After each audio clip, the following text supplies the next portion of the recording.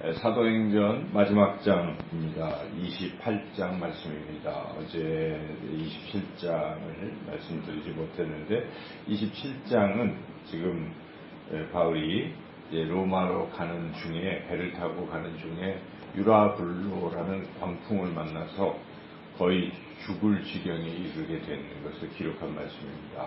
죽을 지경이었지만 하나님께서 바울에게 나타나셔서 네가 로마에 갈 것이다 라고 말씀하시고 격려해 주셨습니다.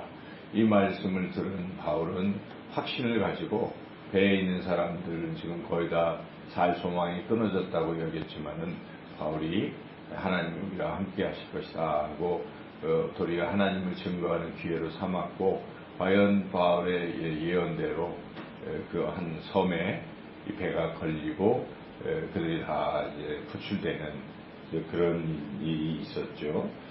그렇게 해서 이제 드디어 살아났다 하는 것이 27장 말씀이었는데, 오늘 이제 28장은 그것에 연결돼서 그 살아나게 된 도착한 섬이 멜리데였다라고 이렇게 시작을 하고 있습니다.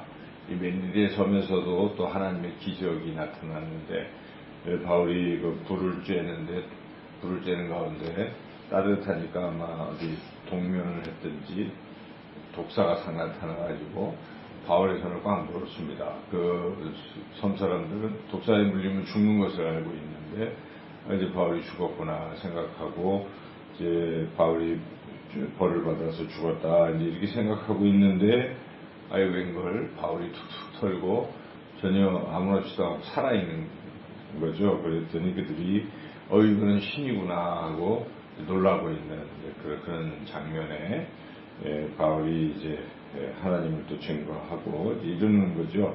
근데 그런 과정에 또 한 가지 사건은 이 멜리데 섬의 추장인 보블리오의 아버지가 열병으로 막 이제 거의 죽게 되는 상황에 바울이 찾아가서 기도하고 안수했더니 또 깨끗이 낫는 겁니다. 이런 두 가지 기적을 보면서 그 섬 사람 전체가 다 이제 예수님을 믿게 되었다.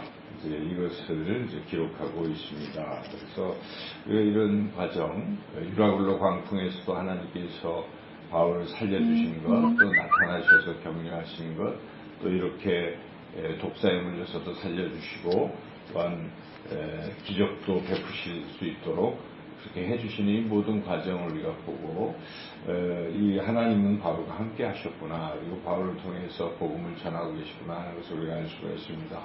우리가 바울처럼 살아간다면 동일한 은혜를 경험하게 될 것입니다.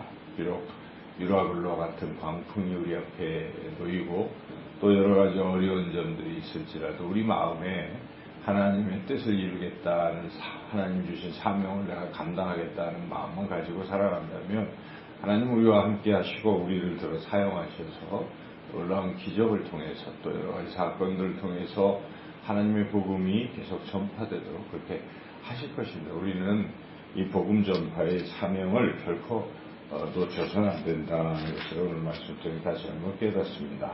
이렇게 해서 이제 드디어 바울이 이제 로마를 향해서 그 섬에서 나와서 또 배 타고 여러 군데를 거쳐서 이렇게 가고 있는데, 가는 중에도 하나님께서는 바울을 격려하십니다. 바울에게 담대함을 얻도록 여러 가지를 보게 하시네. 특별히 어떤 일을 보게 하셨냐면, 바울이 전혀 복음을 전파하지 아니한 그런 어떤 외딴 섬 이런 데 갔는데 거기에 예수님 믿는 사람이 있는 거예요. 그래서 바울이 아니 이럴 수가 있나 하고 상당히 담대함을 얻는 것이죠. 그것은 복음이 전파되고 우리는 알지 못하지만 복음의 씨앗이 뿌려졌을 때 그게 자라고 열매를 맺게 된다는 것입니다. 그걸 보고 바울이 하나님은 살아계시구나, 복음이 전파된다 하는 확신을 얻고 담대함을 얻게 된다는 것이죠. 15절을 같이 한번 읽어보겠습니다. 그곳 형제들이 우리 소식을 15절입니다. 그곳 형제들이 우리 소식을 듣고 앞비오 광장과 트레이스 타베르네까지 맞으러 오니 바울이 그들을 보고 하나님께 감사함으로 담대함을 얻으니라. 이런 사람들이 어디서 왔는가? 이 다 예수님을 믿게 되었다는 것입니다. 이런 일들이 다 하나님의 섭니다 하는 것을 바울은 생각하면서 하나님 이렇게 제가 전하지 않았지만 여러 곳에 복음이 전파돼서 여러 형제들이 나를 맞고 그렇게 하는군요 하고 하나님께 감사하고 담대함을 마음을 얻느니라 이렇게 얻었다는 것이죠. 우리가 뜻하지 않게 우리가 왜 교회에 뜻하지 않게 하나님 사람을 보내주시기도 해요. 우리가 이쪽에서 막 복음의 씨를 뿌리고 있어요. 그런데 그분들은 안 나오시는 거예요. 그래서 실망하고 있지만 언젠가 또 하나님이 이렇게 또 보내주시는 경우, 이렇게 하나님 살아계시구나 우리도 경험하죠. 그래서 우리는 우리 결과에 연연해하지 말고 때를 얻거나 못 얻거나 항상 우리는 그저 전도하는 것이죠. 그런 거 하나님이 하실 것입니다.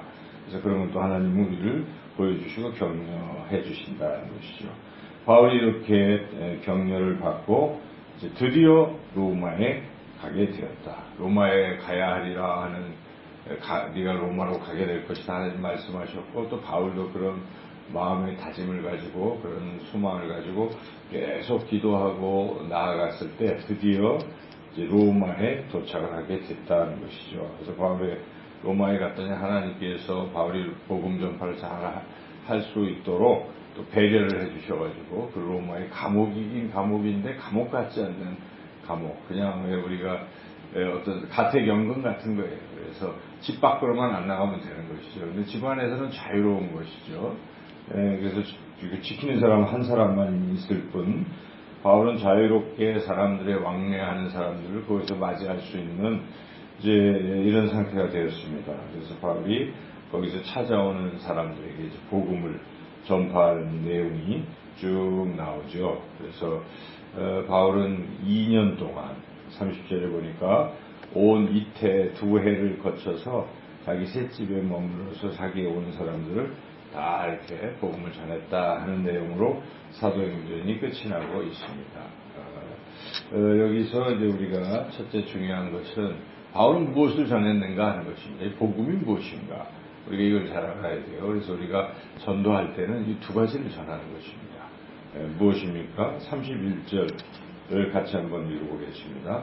하나님의 나라를 전파하며 주 예수 그리스도에 관한 모든 것을 담대하게 거침없이 가르치더라. 두 가지죠.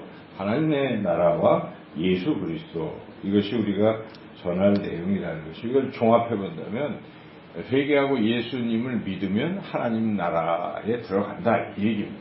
그런데 사람들에게 하나님의 나라가 무엇인가 우리가 알려줘야 됩니다. 그래야 하나님 나라 들어가고 싶은 마음이 일지 않겠어요. 그래서 우리가 소위 천국이라고 표현하는 천국이 얼마나 좋은 것인가. 어떤 사람은 천국에 대한 묘사를 너무 물질적으로 묘사하는 사람이 천국 가면 막 다 황금성이요 금은 보화, 그런 가치관이 조금 물론 그렇지만 그게 주가 아니죠.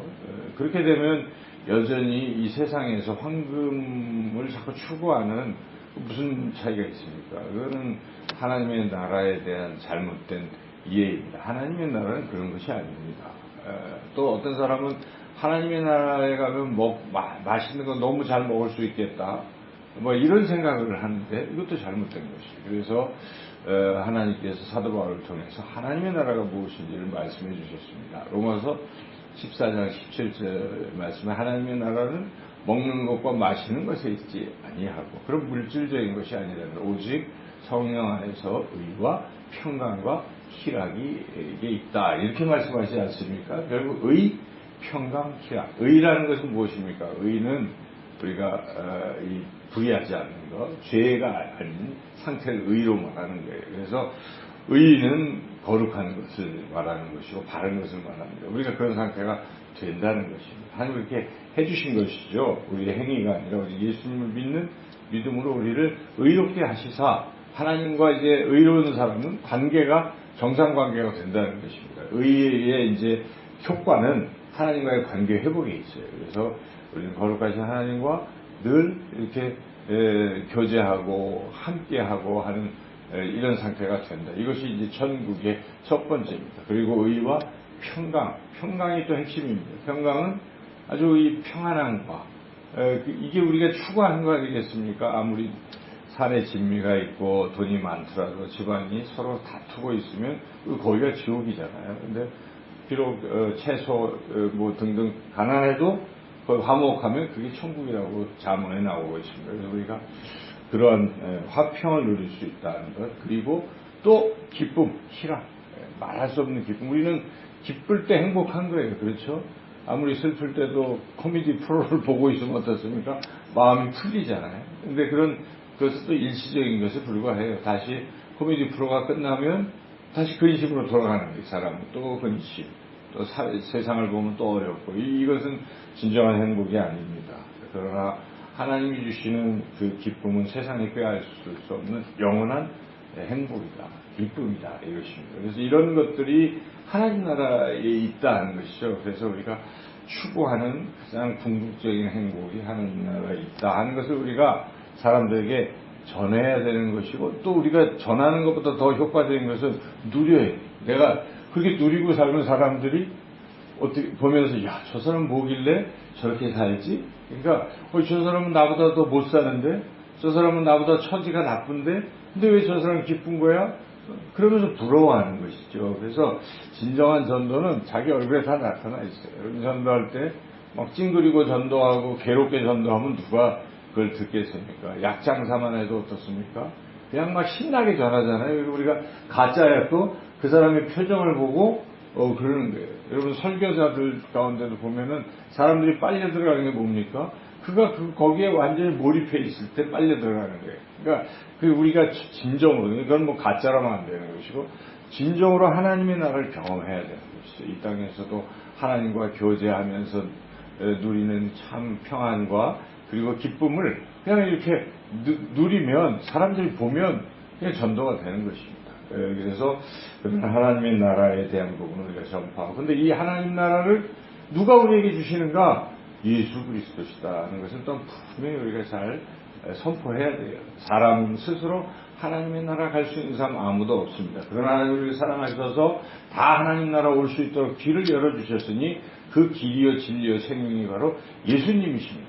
여러분 이렇게 담대하게, 바울처럼 담대하게 거침없이 가르치고 전파하는 것입니다. 사도행전은 28장으로 끝났지만, 흔히 돌아가신 고 온누리교회 하용조 목사님 그 교회에서 액트 29라는 말이 저는 젊을 때도 그걸 보면서 참 잊혀지지 않아요. 그리고 사도행전 28장으로 끝났지만 그건 계속되는 거예요. 바울도 지금 계속 이후에도 사실 전파하고 있죠. 우리도 이 바톤을 이어받아서 사도행전 29장을 우리가 써내려가고 있는 것이, 이 써내려가는 주역이 우리가 되어야 됩니다. 이 등장하는 바울, 또 누가, 여러 사람들과 같이 오늘 이 시대에 우리가 이런 복음 전파에 이런 사명을 감당하는 사도행전 29장을 써내려가는 저와 여러분들 되시고, 오늘 하루도 그저 우리 삶의 목적은 사람들에게 하나님의 나라를 보여주고 예수 그리스도를 전하여 복음을 전파하는 그런 삶이 되시기를 주님의 이름으로 축원합니다.